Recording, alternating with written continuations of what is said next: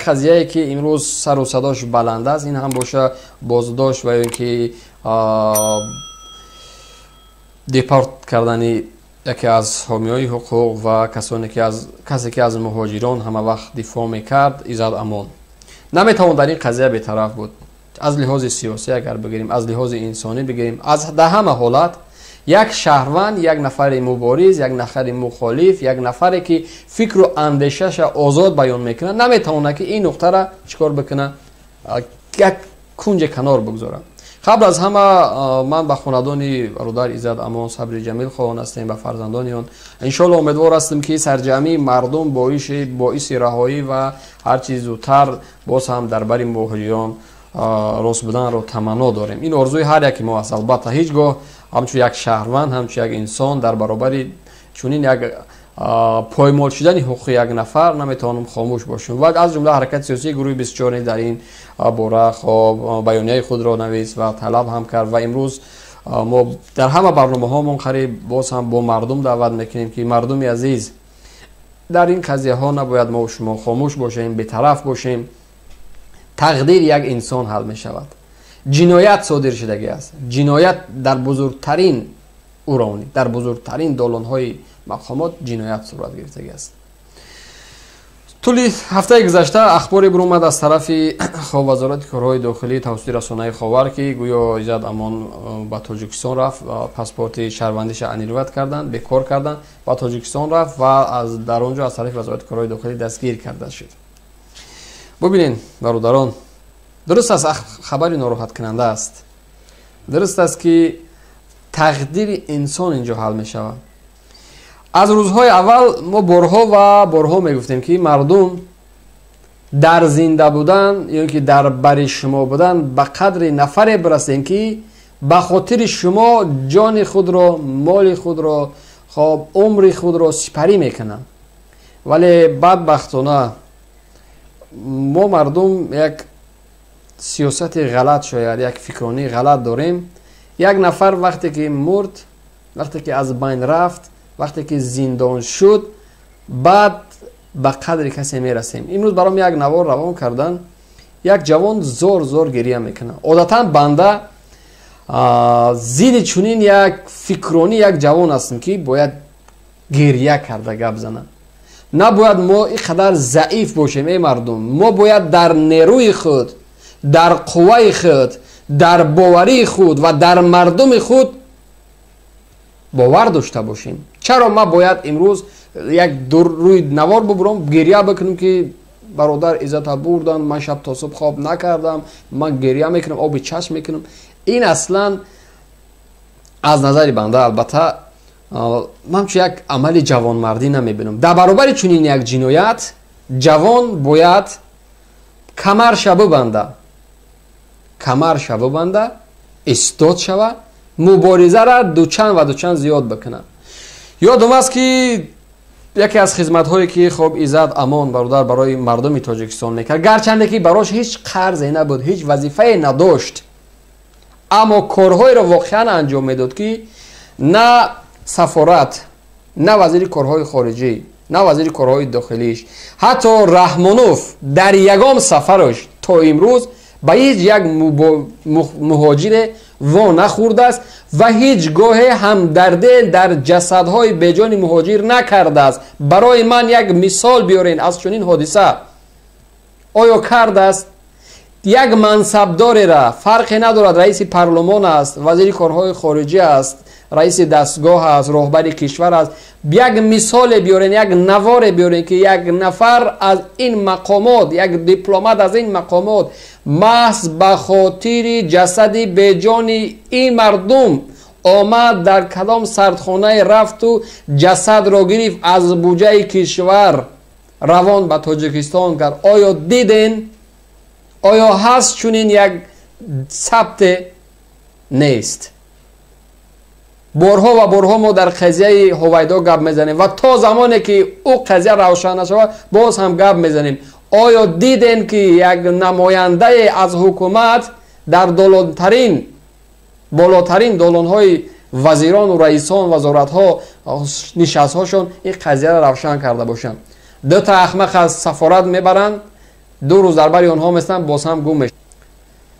برادر ایزد امان در چنین روزها در بری مردم بود، گرچنده که خب سیاست های آمیخته داشت، گرچنده بعضی ها احترامش داشتن، بعضی ها قبولش نداشتن، اما در عموم یک دیوار بود، یک کسی بود که کاری را که باید حکومت میکرد اون نفر انجام میداد.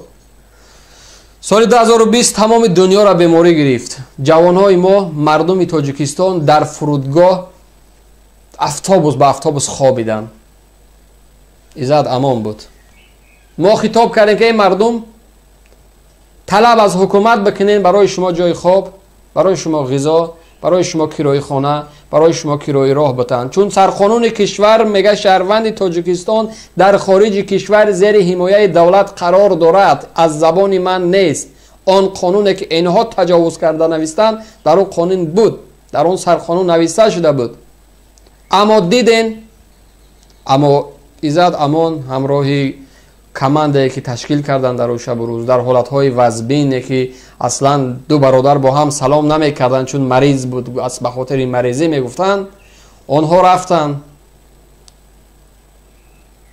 کمک کردن، شاید طلبیدن، شاید زوره کردن، شاید التماس کردن، شاید خواهش کردن، شاید هر راه را استفاده بردن. از بازارها بود، از دکان، از هر کجایی که نبود غذا گرفتن، خوراکه گرفتن، پوشاکه گرفتن. شما ای مردمی که امروز مرا میشنوین کمک کردن. او کسی که در فرودگاه اگر امروز حساب بکن 100 و هزارها نفر بود، لیکن این نفر کمر شبست با یک گروه جوانایی که در مرکز تاجیکان بودن رفتن کمک کردن، دستی آنها را گرفتن.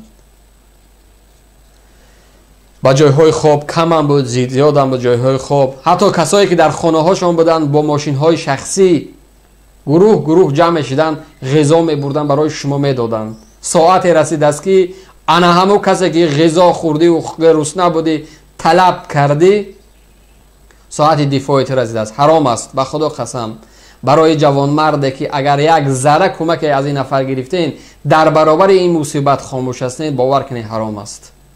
باور کنید اگر امروز و امسال اگر در این دنیا جواب ندادین، فردا عدالت پروردگار اونجا پیروز میبینه. مطمئن باشین هیچ یک ترسی در اونجا نیست، هیچ دروغی گفته نمیشود.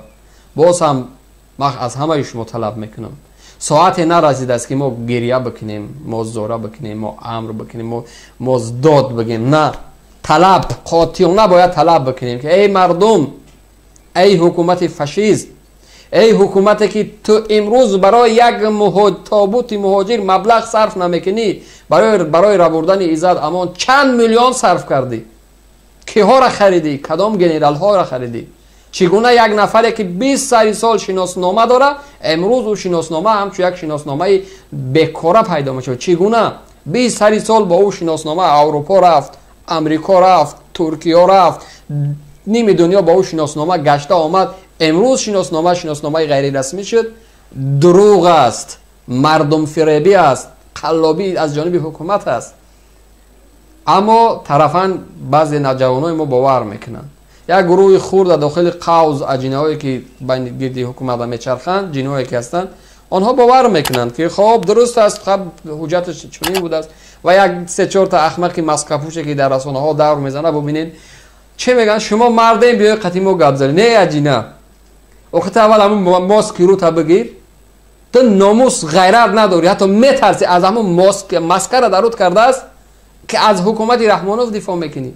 طبیعی است که بعضی مهاجرایی که خب در برنامه ها با ماسک گپ میزنن، اونها مظلوم هستند دیگه، اونها دیگر براشون مهم است که چنین بکنن، چون یک حکومت تقلبکار، قلاب و آدم دزد و قاتل داریم. اما طرف که از حکومت دفاع میکنه چی لازم مثل زن پنهان میشین؟ برای شما مطمئن باشین که وقت برای شما بر این بیناموسا نمیرسه، روز و ساعت رسه در نزد مردم جواب میتین.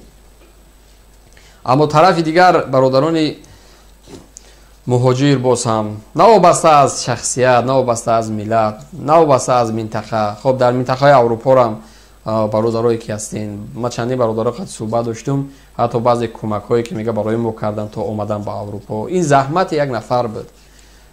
درست است که اگر در سیاست یعنی که ضدیت داشت، اگر ضدی خب میکرد. کسانی که در حالت کرانتین گریه میکردن که ما خوراک نداریم، ای برادران ما را کمک بکنین، شما به داد شما آنها رسیدن. گرچنده که من باری هم هیچ کمک نیاز نداشتم، لازم نداشتم، اما نفرانی بودن که کمک لازم داشتن، نفرانی بودن که به پول رایگان در هر هفته براتون چی میداد؟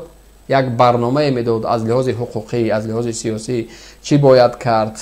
از سردخانه ها چقدر تابوت سرد این ملت روان کردن. ای مردم، ما و شما باید چی را انتظار شویم؟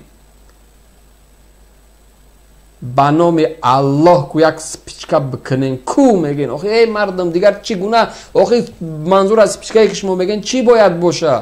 چی؟ پدری من بود میگفتین، خب پدری من کرامت شریفوف بردنش از دنیا گذشت، خدا رحمتش کنه. شیشتیم بعضی جوانایی که مخالف بودند کارچه زدنشون، از جمله برادر مقصود ابراهیموف، از داخل روسیه دزدیده بردن به مانند خب برادر بدلوف شوبدین و ده ها کسی دیگر. خب سیاسی است، خب دیگر عذر دارن دیگر. خب ما گفتیم خیر است، ما خودمون از اون برادرامون دفاع میکنیم. اما امروز یک نفری مردمی اگر یک ذره هم خدمت کرده باشه و یا 100% هم خدمت کرده باشه، مسئول هستین. براتون حتی وجدانتون باید عذاب بده که در این شب روز مسئولیتی که حکومت انجام میداد، رستوران با رستوران در آغوش زنها خواب کرده استراحت میکردن، اما اون نفر نه شب شب میگفت، نه روز روز میگفت، نه همسر میگفت، نه کودک میگفت. شبهایی بود که بیدارخوابی تا صبح میکردن به خاطر این ملت. اما باید این مردم به قدر چنین انسان ها برسه. من نمیگم که شما بروین از یک نفر استاد، قهرمان، پدر ملت، پیشوای مهاجران، ما باید این فلسفه بی‌معنی را کنار بگذاریم. استاد، قهرمان، پدر مهاجران، برادر همخون، یک برادر بزرگی که در این میدان آمد 5 سال، 10 سال، 20 سال و هر چیزی که نباشه برای مردم یک ذره هم باشه خدمت کرد. باید به قدر این زحمت ها این ملت، این مردم باید رسید. یعنی چون این تراشیدن قهرمانی لازم نیست. این مردم نیاز به چنین عمل ها نداره. عزت امانوف نیاز نداره که شما ببرین بگین استاد، ببرین حضرت، ببرین پدر مهاجران. نه، اصلا یک برادر، یک هموطن، یک نفره که شبها، روزها، ماهها، سالها برای عضو این مردم خدمت کرد. گرچنده که اگر زیادتر مردمی در داخل مسکو براش خدمت کرده باشد، اما گیر اطراف روسیه باید این را درک بکنه که یک برادری تو آمد نزد این برادر مشکلش حل کرد. این مردم باید عقلاً فکر بکنه، مردم باید وجداناً فکر بکنه. اما بعضی از دوستان نوارها روان کردن برای ما. انشالله در وقتهای معین نوارهای شما، پیشنهادهای شما قبول کرده می شود و در جای معین گذاشته می شود. مهم روان کردن شما از برادران. روان کردن دیگه انتظار باشین که امروز، فردا، پس فردا، روزی که لازم شد ما خودمون یک برنامه ریزی میکنیم و پیاده میکنیم، روان میکنیم. امروز این مسئولیت ما آماده هستم که برداشت بگیرم و امروز صبح هم برادر حسین اشرف در برنامه‌ای که پیغام به مردم داشت ذکر کرد. در شماره صدای مردم توسط تلگرام و اینکه واتساپ هر مراجعاتی که دارین میتونین روان بکنین و ما تا امکاناتی که روی دست داریم این برنامه را روی دست میگیریم و کوشش میکنیم که پیغام هر یکی ما و شما به دالان‌های بالایی برسه. مطمئن باشین دوستان عزیز، حکومت باور کنین از نیروی ما میترسه. به خدا قسم حکومت از یک مبارز میترسه. من اینا یعنی که شاهد هستم، میگم من اینا با چشمام دیدم، من با گوشام شنیدم که ترس حکومت از بی ترس دارن.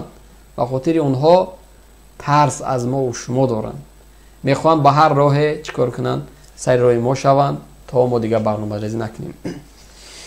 احتمال داره دوستان عزیز، احتمال داره که сару садои мо ва шумо баландтар бишава, гарчанде агар мо натонем берун аз тоҷикистон пиёдаш бикунем, аммо шояд дар дохили тоҷикистон озодаш бикунанд як муддате. аммо боз ҳам ба ёрдам ва даъватҳои мо ва шумо аз дӯстони азиз, гарчанде ки имрӯз як ахборе дар радиои озодӣ баромад ки фарзандаш бо Иззат Амон мулоқот кардааст ва гӯё ки саломатиашон хуб аст ва рӯзҳои наздик бояд ҷавоб шавад. ман хоҳиш мекунам дӯстон, то замоне ки рӯи навор намебинед, то замоне ки дар бартон нестед, то замоне ки озод нестед, ин афсонаро бовар накунед. ҳукумати Раҳмонов ба андезаи Раҳмонов мисли як нафаре аст ки рашки аст, як нафаре ки каме обрӯ пайдо кард, каме нафарҳо дар гирди атрофаш ҷамъ шиданд, мутмаин бошед падарша намебахшад, ҳаммо куҷо расад ба Иззат Амон. вале боз ҳам муборизаи мо ва шумо, боз ҳам даъвати мо ва шумо, боз ҳам пайғомҳои мо ва шумо як таъсире дар майдони сиёсат мерасонад. соати дифоъ расид аз дӯстон, касоне ки интизори кай мешавад, марҳамат кунед. мубориза аз ҳамин шурӯъ мешавад. мубориза аз ин ҳамаи амалҳо якера зиндон мекунанд, 100 нафари дига омода аз зиндон шавад. имрӯз як зан аз Истанбул баром тамос гирифт, мегӯяд бародар ба худо қасам ман омодаам барам чикор кунам назди Иззат Амон ҳамроҳи ӯ зиндон бошам. зан аст. шуҷоати як зана бибинем. мо мард ҳастем, мо намедонам баъзеёмон гарданамон мисли ҳам пушти шутур аст, баъзеёмон ба андозаи азимҷуса ҳам ҳастем, баъзеёмон ба андозаи як ғайрату шуҷоат ҳам дорем, аммо бояд дар ин масъала хомӯш набошем.